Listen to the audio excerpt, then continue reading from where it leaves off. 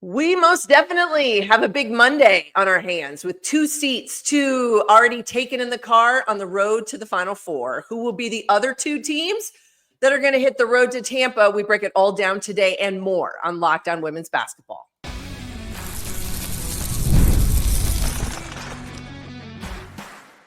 You are Locked On Women's Basketball, your daily podcast on women's basketball. Part of the Locked On Podcast Network, your team every day. Happy Monday, friends. It is March 31st, 2025, the last day of March and a monster day in college basketball. There are 8 tickets available to the men's and women's Final Four. 6 are already punched. 2 more happen today. The madness is still running wild. Missy Heidrick, thank you for joining us here on Locked On Women's Basketball. Today's episode is brought to you by Game Time. Download the Game Time app, create an account, and use the code LOCKEDONNBA for $20 off your first purchase.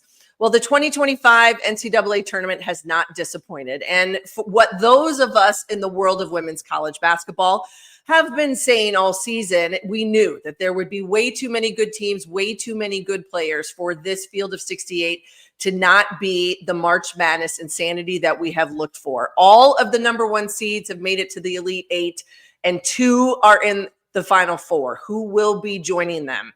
Helping me today to maneuver this and all the other things going on in the world of college basketball, Hall of Fame sports journalist and someone I am lucky to call a colleague and a friend from the Next, and she's wired on the West Coast and beyond, Michelle Smith. Good morning, Michelle. Before we start talking about the 2 teams, we're going to work our way down. We're going to talk about the 2 teams that are already into the Final Four. Yep. But there's also other topics within this world of college basketball that are piquing our interest, and they've taken part of that national conversation because we're in the midst of the best time in college basketball, the tournament. I want to start with topic 1, super regionals. And this is something that has been brought up. We've seen the likes of Gina Auriemma, Kim Mulkey share their thoughts on why they don't like the idea. I think Vic Schaefer at Texas is in that camp as well. Dawn Staley, on the other hand, says it's great for women's basketball. You've been to super regionals, you've seen them in person, and also have experienced what life has been like when it was 4 sites as it is in the men's tournaments. Your thought on this super regional concept and the discussion going on within coaching and within the coaches right now? I think everything has been worth a try when it comes to women's basketball. But I think that after a few years of doing it, I don't love it anymore. And I'll tell you why. I think it limits, obviously, the fans' ability to travel. And while they're not having trouble selling tickets in some of those home spaces, Spokane is a frequent host, a very good host. Birmingham, clearly, they didn't have a lot of trouble selling tickets, but they also had some proximity to some teams. You know, they've got South Carolina, they've got the Texas teams. You know, like it's close enough. Mm-hmm. But if I'm Gino and I keep getting sent, and I get getting sent to Spokane, and if they win tonight, they have to turn around and travel to Tampa. Like, here's the other thing is, who's deciding on the super regional based on where the Final Four is, that the appropriate place for a super regional with a Tampa Final Four is Spokane? You couldn't possibly be, you're literally crossing the entire country at a diagonal, right? You know, next year, for example, you know, the 2 super regionals are Sacramento and Fort Worth with a Phoenix Final Four. That does not put nearly as much stress on those athletes and those programs and those bodies and those minds as it does to ask them what they're going to do this year to go to Tampa. Right. 4 sites. I think what we found with 2 sites is a couple of things. I think it limits the ability for fans to participate. Mm-hmm. And I think it limits media coverage as well, in terms of not the networks, not the people who are doing the TV games, but the people who are covering. It's, you know, when you're in 4 different markets, you have an opportunity for media in those markets within a few 100-mile radius to come in and cover those regionals, right? Like, but you're limiting that to 2, and you're limiting that geographically to people who can get to Spokane and people who can get to Birmingham. And so in the aggregate, I think it's limiting your fan involvement. It's limiting your media coverage. I think Gino's not wrong about the travel. I think this particular sequence was not done with a lot of thought. It's kind of ridiculous. Birmingham, the advantage that the teams that play in Birmingham who have to get to Tampa compared to the teams that are going to have to go from Spokane to Tampa, may actually manifest itself on the floor come the Final Four. Right. And especially since we know that when you get to the Final Four, the moment you put your feet on the ground, there's events, there's the red carpet dinner, there's the right? Like there's no rest, there's no, so you're going to ask a lot of, young athletes, some of whom have been doing it a lot of the season, by the way, i.e. UCLA, USC, and some others, to travel some more and a long distance. So no, I don't think I love it. I think that we tried it. I think that there are some really great benefits to having 8 teams in one spot. It brings a lot of the on-site stuff. You can do fan fests. You can do events. Last year in Portland, we saw the women's sports bra that started in Portland running big fan events. And there were a ton of people that showed up and there were lots of teams to watch. And it's all really great. But if we're doing this for the student athletes, it's not better.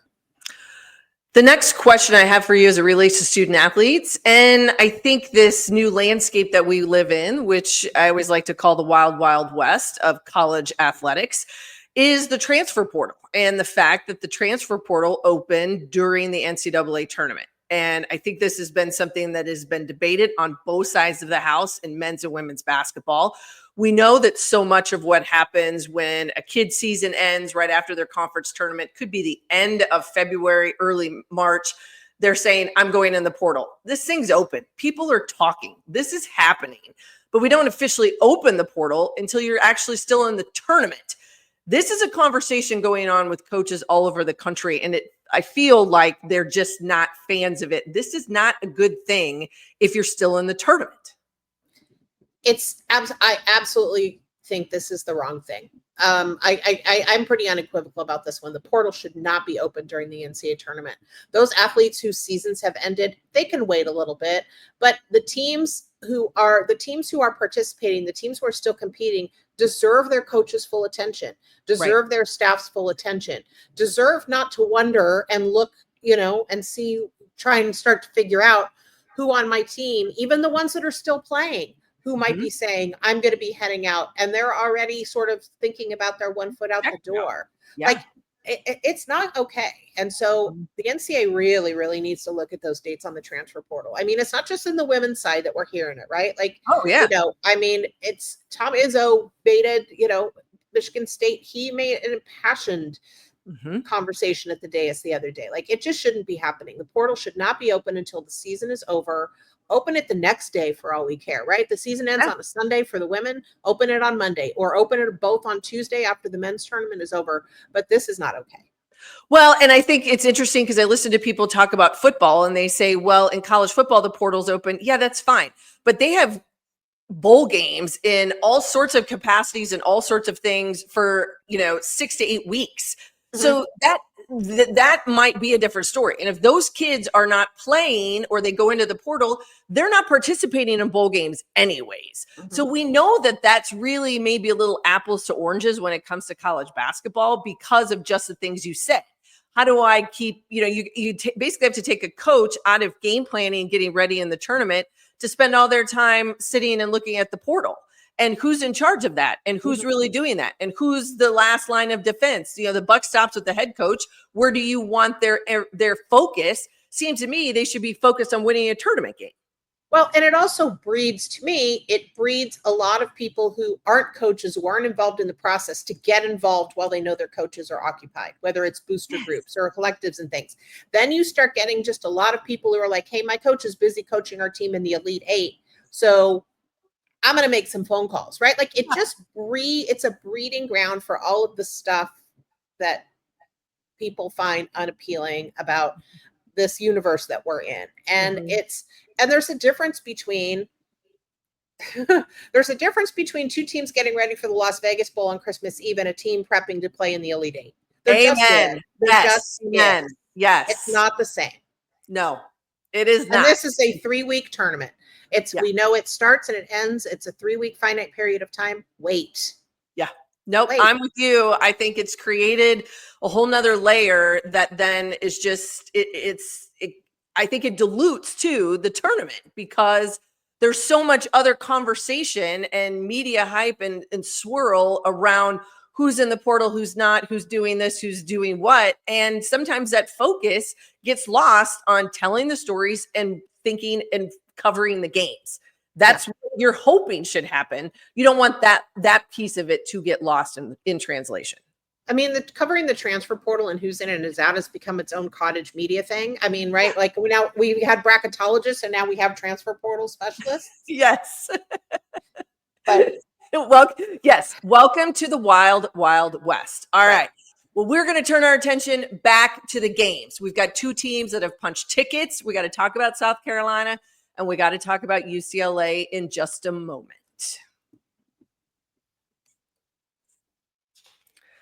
But a message from our friends at Game Time. Well, there's nothing like watching basketball live. The energy and the crowd, sounds of the sneakers on the hardwood, all of the things. You might even get a celebrity sighting courtside. If you want to catch a game in person, Game Time makes getting tickets easier all year. Its new feature, Game Time Picks, filters out the fluff and shows you only the best deals on great seats, so you don't have to waste time scrolling through thousands of tickets. Game Time Picks even highlight super deals, giving you the best bang for your buck. And with seat views before you buy, no surprise fees, and lowest price guarantee, you can book with total confidence. Take the guesswork out of buying tickets with Game Time Picks. Download the Game Time app, create an account, and use the code LOCKEDONNBA for $20 off your first purchase. Terms apply. Again, create that account, redeem the code LOCKEDONNBA for $20 off. Download Game Time today. What time is it? It's game time. Hi, everybody. Missy Heidrick. Thank you for joining us here on Locked On Women's Basketball. Michelle Smith in with me from the West Coast. All right, Michelle, we're going to start on the East Coast, work our way down. We've got to talk about the two teams who have already punched their ticket that are headed for Tampa. They are in that planning process. The first, the defending national champions into the Final Four for the fifth straight year. They get a 4-point win over Duke. And they come out of that regional, and South Carolina, as Dawn Staley has been able to do, it seems year after year, it isn't always pretty. It might not be super flashy, but they figure out a way to do it. Your thoughts on the Gamecocks? They're back to the Final Four. Yeah, my thoughts on the Gamecocks is I don't think this is a powerhouse that we've seen over the last couple of years. But to your point, they figure out how to do it. They figure out how to close out a game. And that's because they have players with experience doing just that. Mm-hmm. And that matters so much in the Final Four. I mean, Dawn going to 5 in a row, it doesn't just put her on a very short list and a pantheon of coaches. It proves a point, which is that getting to the Final Four requires a level of experience, requires especially in this particular regional weekend, the ability to gut out a game and close it out. You've got an experienced guard in Tahina Paopao who's going to help you get there, who's been there a couple times. You've got Malaysia Fulwiley. You've got players who have done this. Mm-hmm. And what a big difference that makes when you get to the Final Four. So it's hard to, even when this isn't an Aaliyah Boston, Asia Wilson team, even when this isn't, it's just, this isn't quite the same powerhouse that they've mm-hmm. been. It's hard to bet against South Carolina figuring a way out to do how to do it because they know how to do it. No, I think you're absolutely right. As we said, it was a 4-point win. Chloe Kitts, she was the most outstanding player of that regional. 14 points. She gets a bucket late. She hits 2 big free throws. She was the MVP of the SEC tournament. Yep. Keep in mind, this young lady, she had a double-double in the national championship last year. I mean, this is not someone that's just all of a sudden shown up on the radar and people are like, who the heck is Chloe Kitts? I mean, this kid can play. And you could just see that confidence brewing. And Dawn Staley has big-time confidence in that kid. And I think so much of it, like you said, is because these are experienced players. They've done this, that when push comes to shove, those moments don't scare them. Right. Absolutely. And again, in the Final Four, that matters tremendously because mm-hmm. you're going to get a situation in the national semifinal where the crowd is huge and it's loud and that atmosphere is not like anything you've played in all year and the commercials mm-hmm. are flashing and the TV lights and whatever. Like it's a big environment. Yeah. And you have to play within yourself in a big environment. And we know so many teams in the national semifinals. How many games have we seen in the semifinals just end up being blowouts? Right. A lot, not all of the time, but some of the time, and the title game ends up being a little bit tighter, but those semifinal games end up being much wider margins because there's just usually a team that just got very wide eyes when it comes to that environment. And South Carolina's not going to be that team in this grouping. No, they're not. All right. That's ticket number 1. Ticket number 2 that has already been punched last night, UCLA. They were the number 1 overall seed in this year's tournament. They come out of the Spokane 1 regional. They get a 72-65 win over LSU.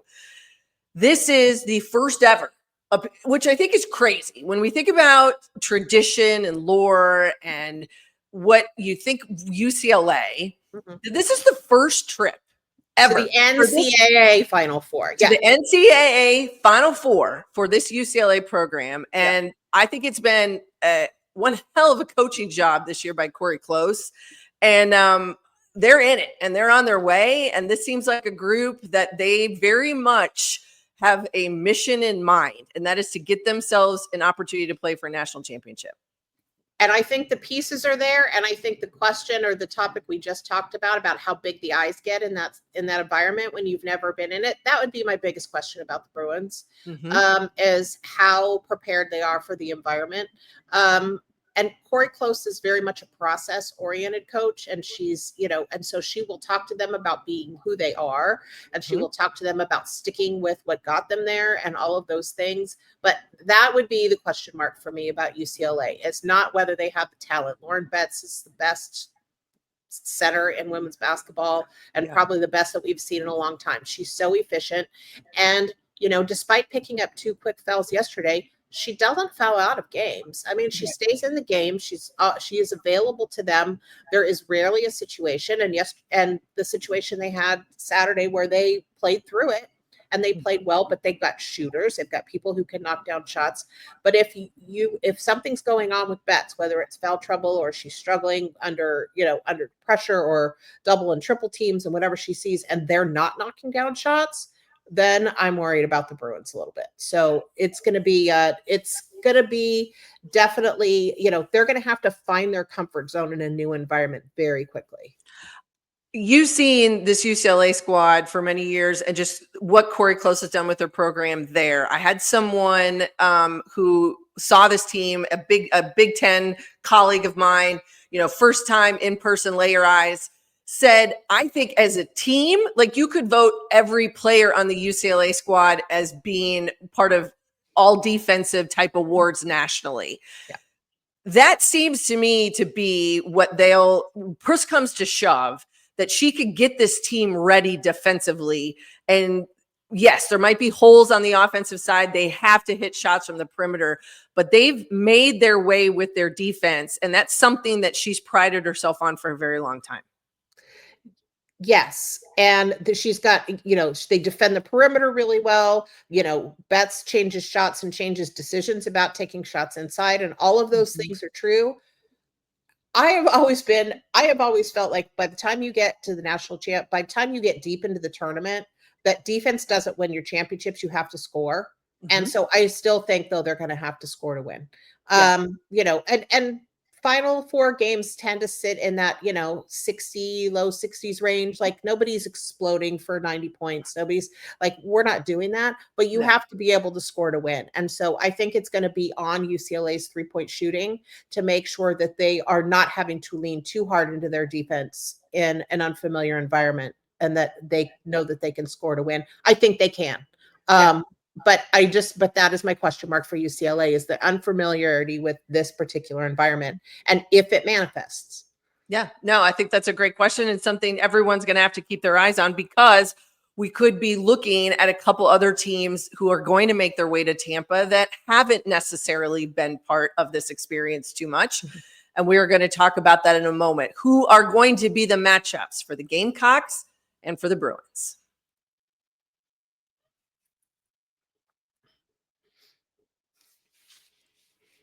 Hello, everyone. Missy Heidrick, thank you again for joining us here on Locked On Women's Basketball. It's Monday, the 31st of March, last day of the month, and it's a big Monday because there are 2 games Still to decide who is going to be part of the 2025 Women's NCAA Final Four. Michelle Smith is here with me.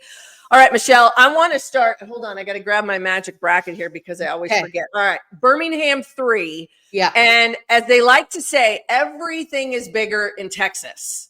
And so it is fitting that we get the number 1 seed in the Texas Longhorns and the number 2 seed in the TCU Horned Frogs, and they are going to collide. I thought Vic Schaefer had a fantastic comment, said, maybe screw it. Don't play it in Birmingham. They'll play it in some godforsaken little town in West Texas. And how fabulous would that be?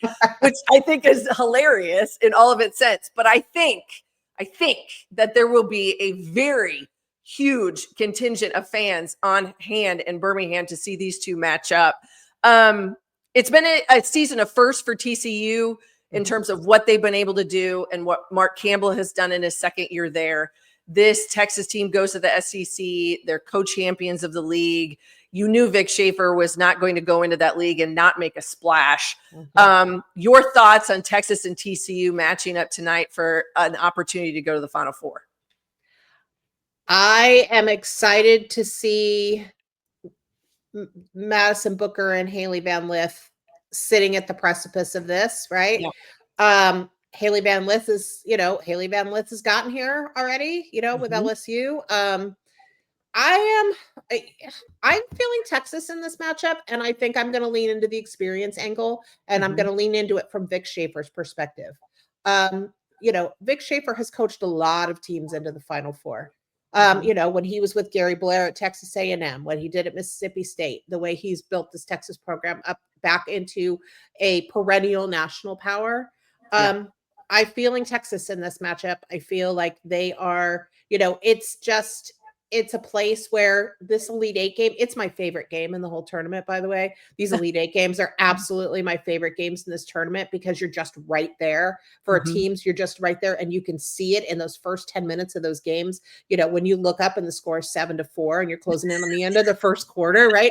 And you just know that is all about teams understanding where they are and how close they are. And I think that Vic Schaefer and what he will do tonight and the moves that he will make and the ability for them to really, really defend TCU and put a lot of pressure on them is going to be the thing that will send them to the Final Four. Texas gets to the Elite Eight with their 67-59 win over Tennessee. TCU gets there with the 71-62 win over Notre Dame.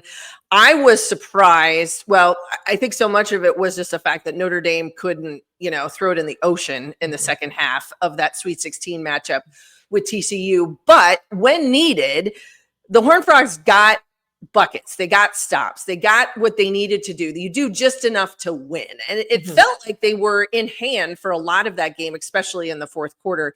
You mentioned Haley Van Lith, the Big 12 Player of the Year, Newcomer of the Year, obviously makes the change from LSU, seems, has had the courage to share her own personal stories. I think she, a year ago, her time at LSU, I think just viewed very differently maybe on a national landscape than what we're seeing. So from your experiences, you've seen so many players go kind of the ups and downs of a career. Your thoughts on what Haley Van Lith has done this season and how she's carried herself in this environment? I think she's carried herself beautifully. And I think what she's done is really, really impressive when you consider that she's, this is just part of the story now, right? Like it's 3 different major programs over the course of her career.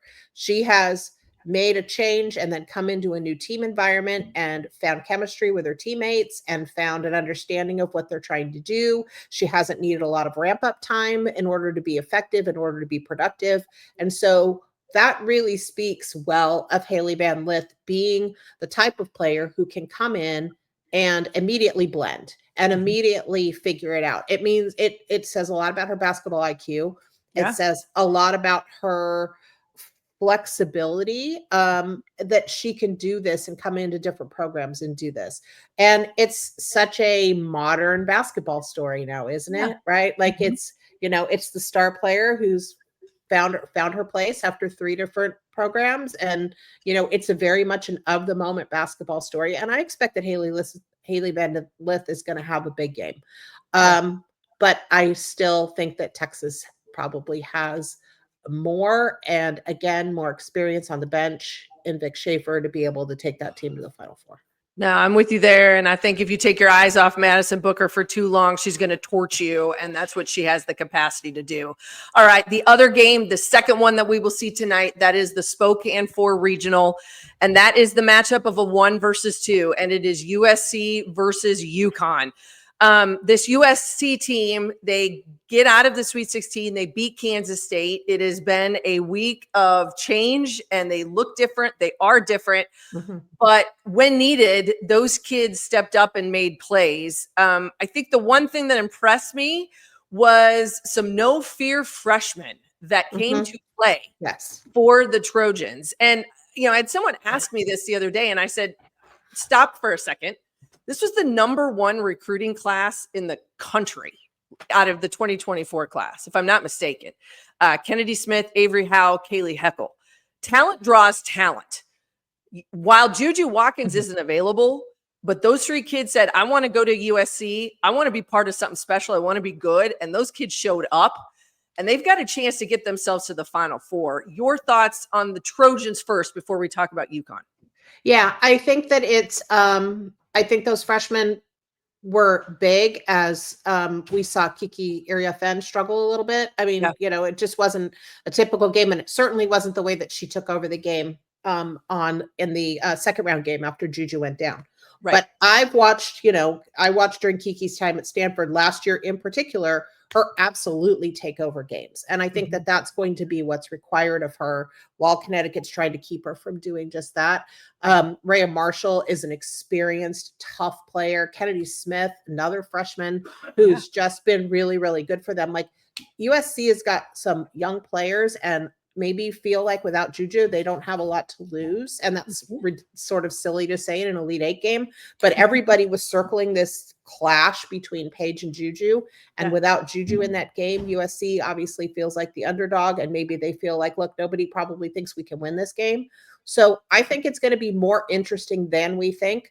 I will say that in my bracket, I have UConn winning this whole thing because I still think that there's so many pieces there that he's working with. And this is as obviously as healthy, as together, as the continuity he's been able to have this year is something they haven't had in a really, really long time. And so I see UConn winning this game, but I think it's going to be really close. And I think that USC is going to take them right to the end. And I'm not sure that wouldn't have happened whether Juju was there or not, but we will see.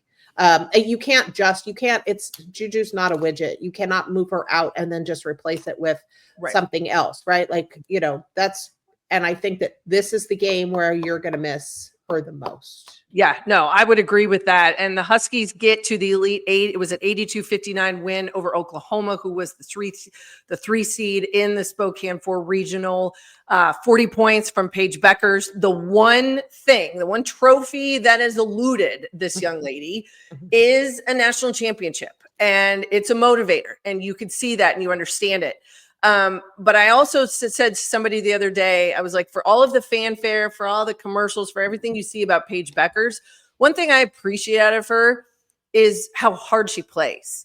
I had the chance to see Cooper Flagg in person this winter play. And as 18-year-old, that might be one of the hardest playing college basketball players I've ever seen. And that's what I think when I see Paige Beckers. And if there's one person along with healthy players next to her that you want in this situation to try to get yourself there, I'm taking her every day and twice on Sunday.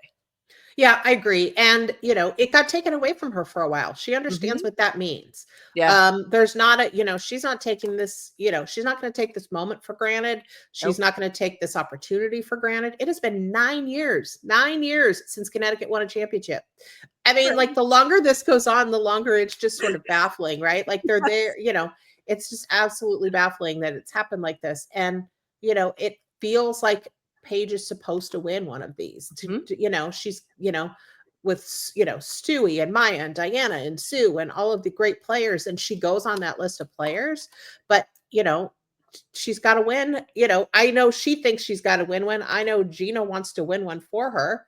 And, and with this team, I think they're well built to do that. Yeah. No, I would agree with you. X factor for me, AZ Fudd, that kid, she's been playing, I think finally healthy is that compliment. I always think star players have to have a Robin to the Batman. And I think AZ Fudd could be that X factor tonight against USC. Yeah. And Sarah Strong is going to be really good inside. And I think she's, I think Kiki, whether Kiki and Rhea Marshall can dominate in this game. And Rhea Marshall is going to do it on the boards and Kiki's going to do it offensively for the most part. But, there's just there are going to be some really cool matchups. I'm super excited to watch this game. I think it's going to be really interesting. I mean, it would have been absolutely must-see TV with Juju and Paige. I still think it is. I still think there's a lot of storyline here. No, there is. Must-see TV tonight. 2 more tickets to be punched to the Final Four, and then everybody packs and they go to sunny Tampa Bay. All right, Michelle, thank you, my friend. I so appreciate you. Where does everybody find you? Because you're going to be watching games. They're going to want to know if this bracket holds. You're going to find me on, let's see, you're going to find me on Blue Sky now. At Backsmith413, and you're gonna find me at the Next. Okay. So you know where to find us. Awesome. Well, thank you, my dear. I appreciate you. To everybody else out there, go follow us on X, formerly known as Twitter, Blue Sky, all of the things. Go see all of my amazing colleagues at The Next Hoops, www.thenexthoops.com, because we've got you covered, not only with this podcast, but all of our coverage of the NCAA Final Four that's coming up, the WNBA, the draft is right around the corner. We have you covered each and every day. Have a great day, everybody. Happy end of March. May your brackets hold true and enjoy the Final Four as it is upon us.